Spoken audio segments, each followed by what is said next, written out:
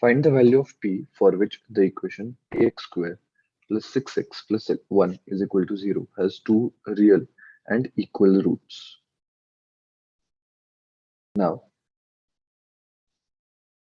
the nature of roots will be two real and equal roots when delta is equal to 0. That is, b square minus 4ac is equal to 0. That means b square is equal to 4ac.